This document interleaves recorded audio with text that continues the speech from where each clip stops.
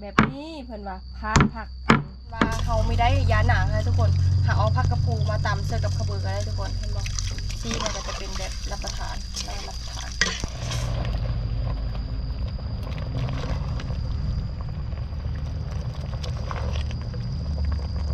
สบายดีพ่อแม่พี่น้องเบิดทุกคนเด้อยินดีต้อนรับเข้าสู่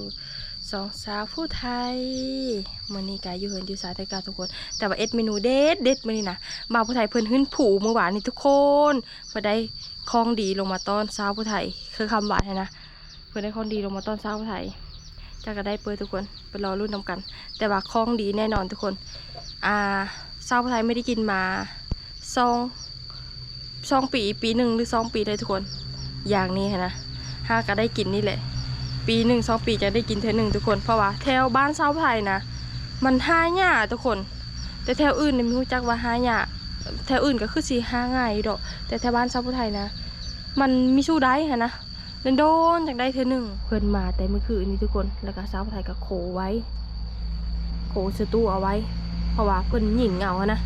มีได้อันจับเอาหยิ่งเหงามันก็เลยตายมาแล้วก็เลยโขเขาไว้เช็ดตู้เย็นแม่สาวไทยออกมาจอบทุกคนพอดีแบบลาวกับพอดีม่านป้าฮะทุกคนพอดีออกมาดิ้นน้ำสาวผู้ไทยแล้วก็พอดีเบาผู้ไทยเพิ่นก็ได้แลนลงมาต้อนนะเพิ่นว่าพอดีอันจะกินอ้อมแลนเพิ่นว่าสาวผู้ไทยก็เลยอยากอ้อมแลนสู่แม่กินแล้วก็อ้อมแลนกินเลยทุกคนตอนเช้ามานอยู่เด้สบายดีแม่พี่น้องมากินแหล่น้ำกันมาเนี่ยแซ่บพอบางวันนี่2-3 ตัวทุกคนเลยแต่ได้ตัวเดียวมีฐานมันเฮาโกนก่อนกวนแม่ร้านอยู่ไปไม่ปิดอยู่ป่าไอ้เพิ่นไม่ได้ขึ้นมีเป็ดทุกคน แต่ว่าได้ผู้ขึ้นก็ไม่เก่งนี่น่าจะได้ร้ายกว่านี้เมื่อวานพอมันเฮาโกนตื่นเช้ามาก็ห้าเกลือเป็ดเกลือไก่สาวไทยเกลือแล้วทุกคนเลยเป็ดตัวนั้นกำลังพักไข่ตัวนั้นนั่นลูกเป็ดลูกไก่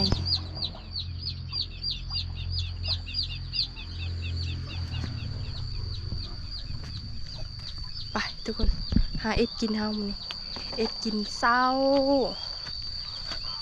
เอ็ดกินสู้แม่กินทุกคนเพิ่นออกมาเมื่อวานนี้เพิ่นออกมาปลูกมัสลีเซอร์อันโซนชาวไทยเด้เพิ่นปลูกเพิ่นว่าปลูกแล้วก็ชาวไทยเบิ่งปลูกไว้กินนี่แหละชาวไทยนี่แหละกินค่ะมันเติบกันทุกคน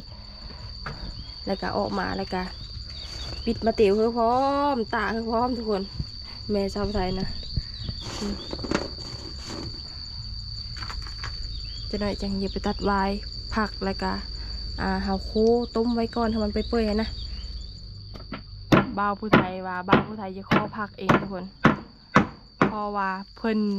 ได้มีดมือฮะนะเพิ่นจะลองมีดมือทุกคนเอ้ยเพิ่นก็เลยมาคอยอาสาผักเองค่ะนะเมื่อวานนี่ไม่ได้ถ่ายคลิปทุกคนเลยถ่ายคลิปแต่มีมานเลยก็เลยไม่ได้ถ่ายเมื่อวานนี่มีทางในม่านโหลดเนาะ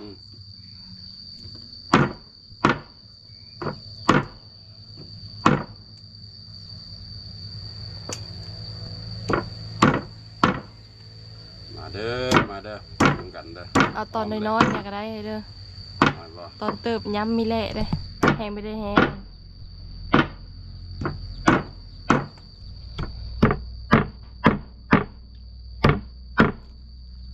แบบนี้เพิ่นว่าผั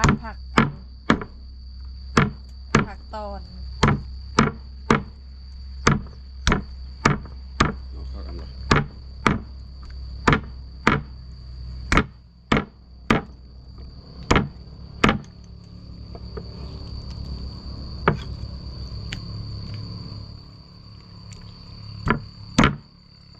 ตุ้ยผักเนาะ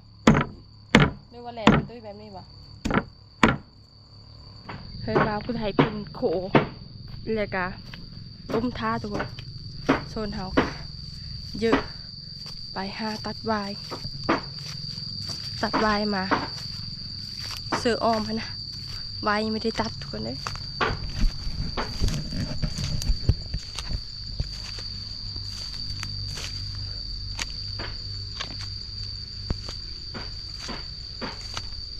มบอลตัดวายทำอิฐชาวไทยว่ายึดลงตัดวายอยู่โซนของเขาหยานะแต่ว่าแม่ชาวไทยอะแบบเพิ่นอันเป็นกระเพาะค่ะนะทุกคนและเพิ่นว่ามีเยอะกินวายร้ายไปเลยเพิ่นว่าคันแกงก็มีต้องเซอร์วายร้ายเด้อเพิ่นว่าเซอร์น้อยหนึงกระเพาะเพิ่นว่าซะแหละแบบเพราะว่าชาวไทยน่ะมักวายทุกคนแต่แม่ชาวไทยน่ะกระเพาะแล้วเพิ่นมีเยอะกินวายนะเพิ่นมีเยอะกินวายร้ายเพิ่นว่าคันว่าเห็นแล้วเพิ่นได้กินแล้วเพิ่นแบบสไตล์แบบเพิ่นมีเยอะเห็นนะทุกคนคันเห็นแล้วเพิ่นก็เยอะคือกันวายนะชาวไทยก็เลยตัดเอาแบบเซอร์น้อยเดียวนะทุกคนเอาเน้นเน้นแหลนเอาก็เลยอย่ามาตัดเอาอยู่ในแคมเพื่อนนี่แหละ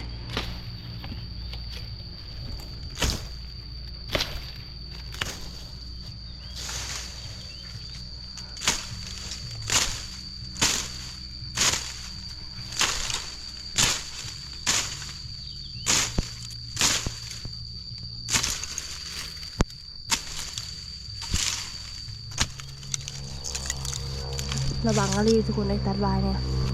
น้ำมันปักเจ็บขนาดน้ำมันนี่เจ็บทั้งโปวด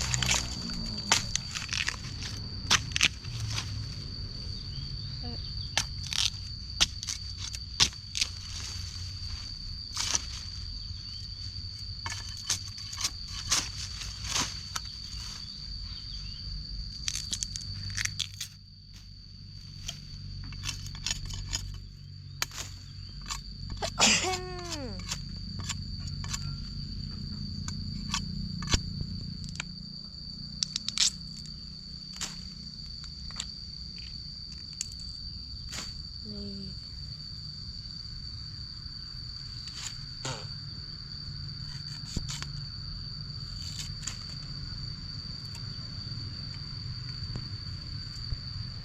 เอาซองโด่งก็พอทุกคนเลย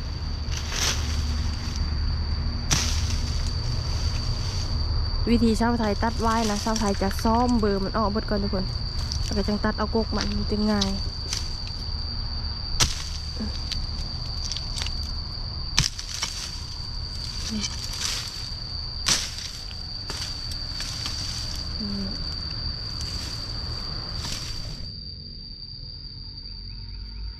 ได้ไหมทุกคนลงที่ซอง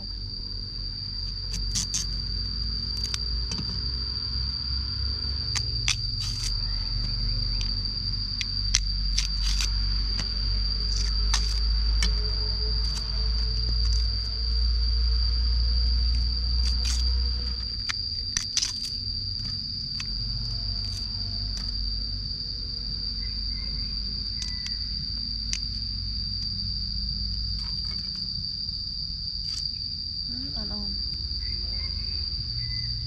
ซองโด่งก็พอทุกคนเขาอ้อมเขาไม่ได้อ้อมลายนะอ้อมพอได้กินไม่ได้แกงลายแม่สาวผู้ไทยออกมาเพิ่นออกมาปลูกมัสลีทุกคนเลยปลูกมัสลีเซอร์โซนโก้ยที่สาวผู้ไทยอะไรกะปลูกโก้ยนะเบิ่งมัสลีนี่จักเบอร์กินมันทุกคนแต่ลายผลปลูกผู้แมนเบิดพุ่นหมดเลยพุ่นฮอดพุ่นลงฮอดเถิดเลยทุกคนเพิ่นปลูกนะนี่แมนเบิดแถวนี้กะแต่โกมัสลีตัวปูบอลมันอยู่บอลซุ่มบอลน้ำนะมันก็เติบไว้เพื่อนเช้าไทยนะแปะกับแคมป้าทุกคนเลยมีแต่ป้าเบิดตัดวายมาเลยทุกคนแล้วก็เยอะต่ำเขาเบอร์เสื้อพักกระปูเพราะว่าเขาไม่ได้ยาหนังนะนี่เบอร์พักกระปูเรือค่ะอีเลิศนี่สอยเรียบร้อยต่ำเขาเบอร์ไปเป็นกะผักแล้วก็โคแล้วก็ต้มทาเรียบร้อยมาได้เลยก็คือว่ามันออมแดงน้ำกันนี่ออมแดงสวายตำข้าวเบอร์ก่อนทุกคน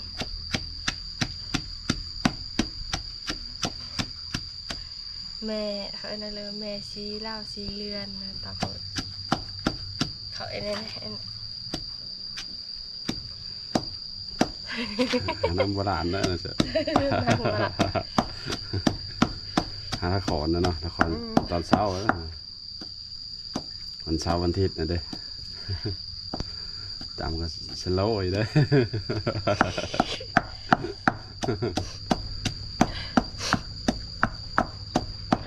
ตำข้าวเบิร์แล้วเรียบร้อยแล้วก็หาเก็บมะเขือทุกคนบ้านพ่อไทยว่าเยอะซื้อมะเขืออ่อนว่าทุกคนเพิ่นมักอ่ะนะก็เลยตามใจ เก็บมะเขืออ่อนกบมะเขือกับบ้าขึ้นสูงทุกคนอุดมสมบูรณ์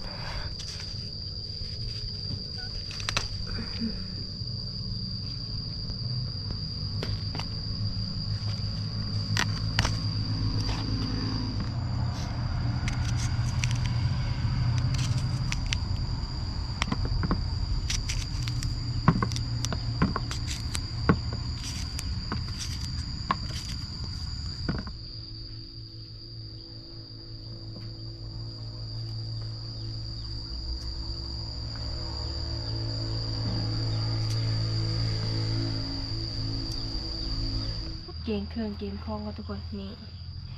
ได้วายแล้วก็มาคือโซนผักกระปูเขาก็อยืดซอยเอาไว้เสิร์ฟแบบตอนที่เขาญี่ปุ่งแล้วเขาก็เสิร์ฟ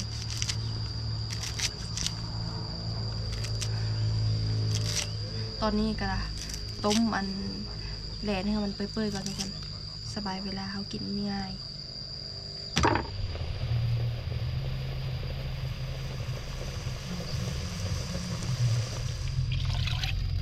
น้ำก้นโคกตำข้าวเบอร์เสิร์ฟเรียบร้อยชีสันแบบเป็นแซ่บแห้งดีทุกคนทำเบอร์เกอร์แบบคันว่าเขาไม่ได้ยาหนังนะทุกคนหาเอาผักกระปูมาตำเสิร์ฟกับข้าวเบอร์ก็ได้ทุกคนเห็นบอกซีมันก็จะเป็นแบบรับประทานเอาข้าวเบอร์สูตรเข้มข้นแล้วเขาก็ยิ่งเสิร์ฟอันนี้น้ำเลยเพราะว่าข้าวเบอร์กับวายแล้วก็มันคือซุปพร้อมกันนะเพราะว่าเขาต้มจีนอันแหลนเปื่อยแล้วก็เขาก็มาปรุงเครื่องปรุงเลย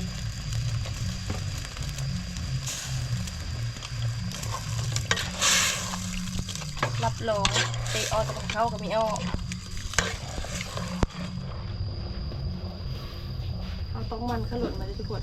เอาเสื้อกระเบือแล้วก็ขอยันกระเบือมันติดหม้อนะไผ่ก็แบบแห้งได้ใจเลยแห้งโคตรทุกคนนะ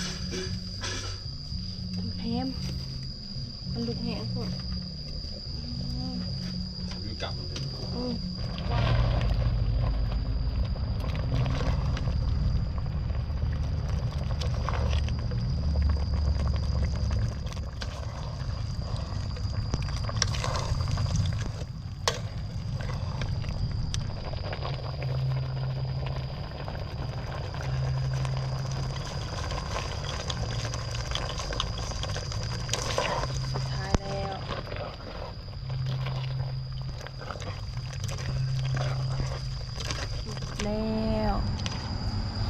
แล้วมาเด้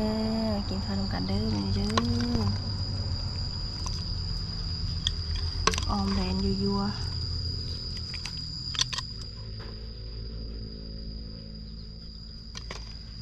มา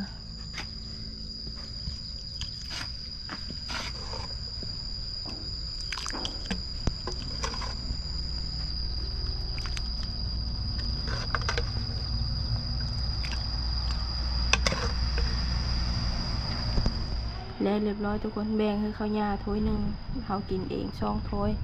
แม่สาวไทยก็ออกมาแต่เมื่อวานทุกคนเพื่อนออกมาดิ้นน้ำลูกสาวเพิ่งออกมาเท่านึงออกมาเท่านึงคือกันกับสาวไทยอยู่ว่าทุกคนหน้าหมนคือกันเลยมันหนักหมาเลยมากินข้าวหรือไงกินข้าวน้องยังไม่ตื่นนอนใช่ไหมน้องโอ้ยชายเลยไม่ตื่นนอนเดี๋ยวคุณแดดก็ออกเลยตะเวนโตก้นเลย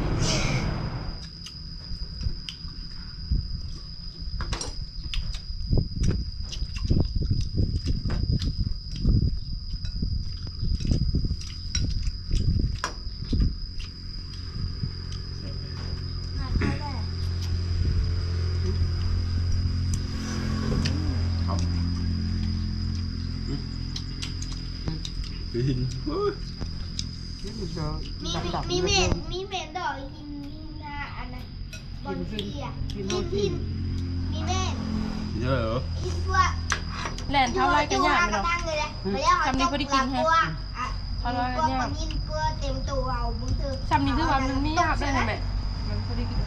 ต้องเชิญนั่นดาวแล้วเอาเอ็ด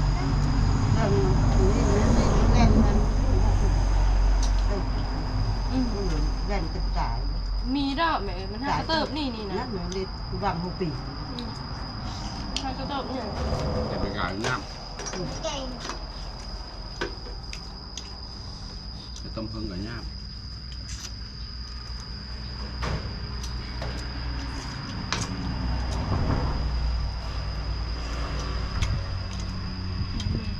เขาหูกินหูเอ็ดก้อยกระแซบกับก้อยได้ เขาว่าก้อยเขาว่า เป็น เอาแล้วก็พักเมื่อตะกระดูกมันนะ แล้ว